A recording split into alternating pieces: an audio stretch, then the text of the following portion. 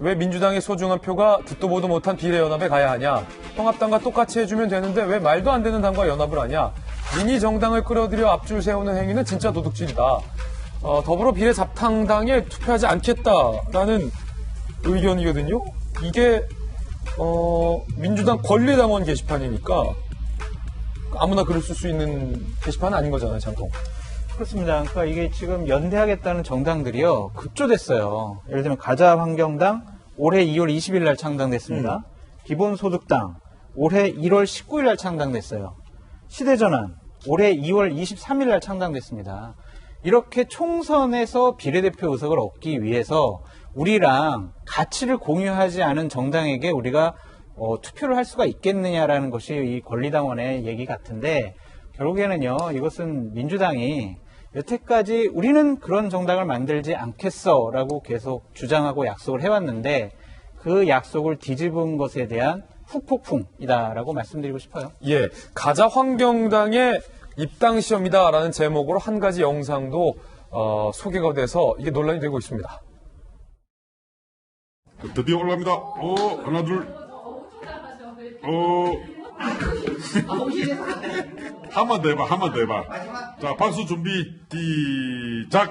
마지막 시도. 하나, 둘. 더 세게 쳐야 됩니다. 탕쳐. 됐다. 박수! 방구해! 영상 제목이 입당 시험 영상으로 돼 있어서 정말 입당 저런 시험? 주세요.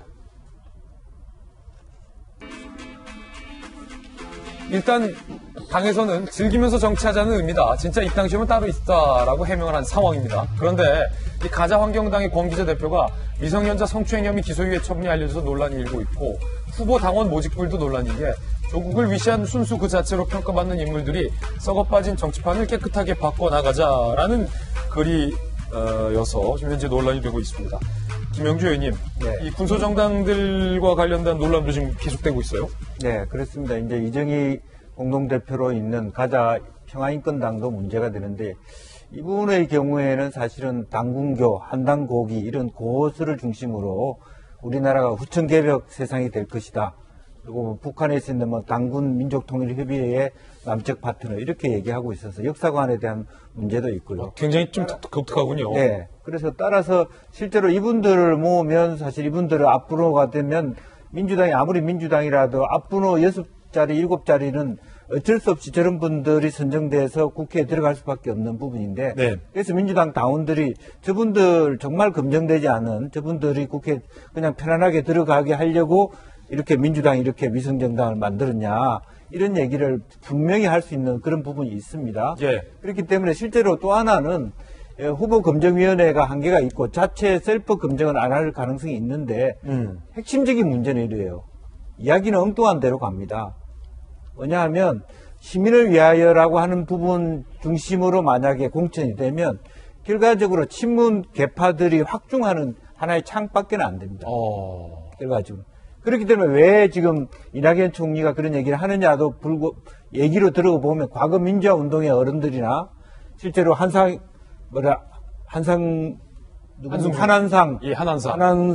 전 총리 같은 분, 또 신필균 뭐 같은 분들이 또 과거 동교동계의 주축, 민주화 운동의 주축들이 다 등을 돌리는 계기가 될 것이고, 과거에 보면은 사실은 이 말하자면 개혁당과 뭐 소위 난민구 논쟁이 재현되는, 결과적으로 그런 논쟁에서 소위 문재인 지지자들이 비례대표로 거의 다 들어가 버리는 그런 형태가 재현될 수 있기 때문에, 그런 의미에서 지금 현재 실제로 정치개혁연합의 반발이라고 하는 것이 굉장히 다른 각도에서 볼 필요가 있다는 거죠. 간단치 않은 문제다라는 의견이셨습니다.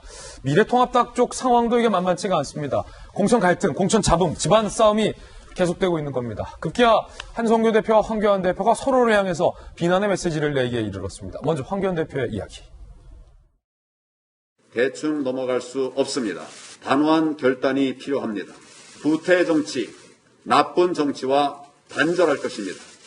대표님, 한국당이 여기까지 하겠습니다. 4명폭 계속 유지하면 어떻게 하실 계획이신가요? 이번 총선에서 승리하기 위한 대장정에 힘을 모아야 합니다. 다 모아서 갈 수 있는 길을 찾겠습니다. 이 이후에 한성규 대표는 당대표에서 물러났습니다. 그런데 호락호락 물러나진 않았습니다. 들어보시죠.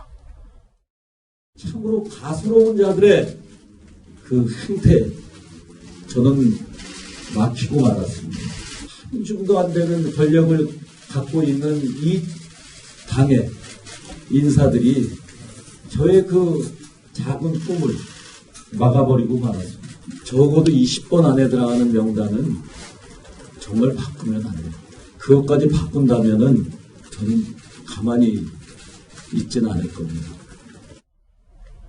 한성규 대표는 사퇴를 했습니다. 자, 고승덕 의원님, 가만히 있지 않겠다라고 하며 사퇴를 했는데, 한성규 대표가 저의 작은 꿈을 가소로운 자들이 막아섰다라고 했는데, 글쎄요, 이 비례 공천 작업을 본인의 작은 꿈을 실현시키는 장소는 아니라는 뭐 당내 비판도 있습니다만, 네. 한성규 대표 왜 이러는 겁니까? 사실 그 김영호 공관위원장 물러나는 모습과는 너무 대조가 됩니다. 정말 그 아름답게 이제 물러났으면은 조금 더 모양이 좋다 이런 생각이 드는데요. 뭔가 이제 굉장히 지금 불만이 많고 특히 방금 언급하신 것처럼 나의 마지막 작은 꿈? 사실 그 미래 한국당은 한성규 대표의 꿈을 위한 정당이 아니었잖아요. 처음부터 미래통합당의 위성정당으로서 역할을 충실하게 해주기를 그 당 쪽에서는 바랐을 텐데 네. 갑자기 자기의 작은 꿈을 펼치는 도구처럼 그건 아니죠.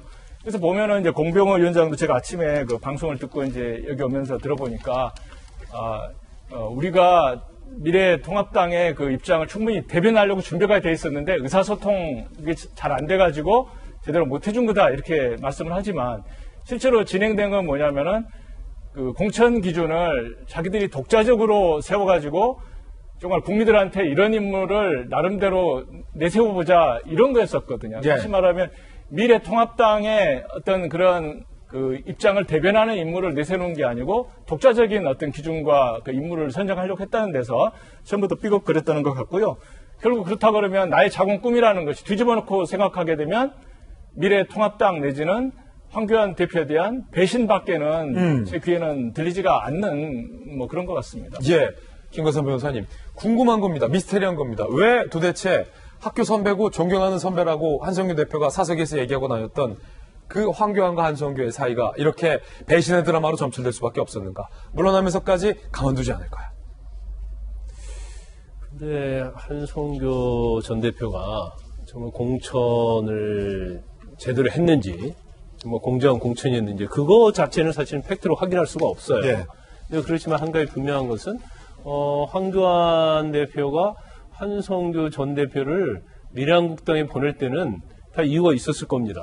그러면 결국 미래한국당이 지금 미래통합당이 위성정당이라는 건 좀 명백하잖아요. 그런데 자신의 어떤 메시지를 주었을 텐데 더군다나 중요한 부분 중에 하나가 황교안 대표가 영입한 인사들을 그리 보냈단 말이에요. 그러면 이게 적극적으로 반영하라고 해서 보낸 텐데 그게 전혀 반영이 안 됐단 말이에요. 그래서 정치라는 게요. 보니까 서로 뭐 이해관계, 이익관계가 얽히면 이제 손해배도 없어요. 손해배도 없어요. 우리 저번에 국회의원 선거 보잖아요. 예. 뭐 나하고 정말 절친이에요. 예. 그런데 당대표 출마하면 내가 절친이요. 그동안 나의 우정을 생각해서 이번엔 내가 양보하지. 그런 적 없거든요. 그런 적 없다. 국회의원 선거를 보면 지역구의 같은 동창들끼리 굉장히 경쟁하고 예. 그럴수록 더 이전투가 많이 되는 거거든요. 이제 그런 것처럼 정치에는 선후배도 없고 그렇죠. 가소로운 자들이라고 했잖아요. 그렇죠. 친구도 없고 이제까지 뭐 친하다고 하고 굉장히 뭐 모시듯이 했는데 하루아침에 자기가 갖던 상방단 의견 이익에 있어서 반대가 되니까 굉장히 존경하는 사람에서 이제 가소로운 자가 되는 거죠. 예.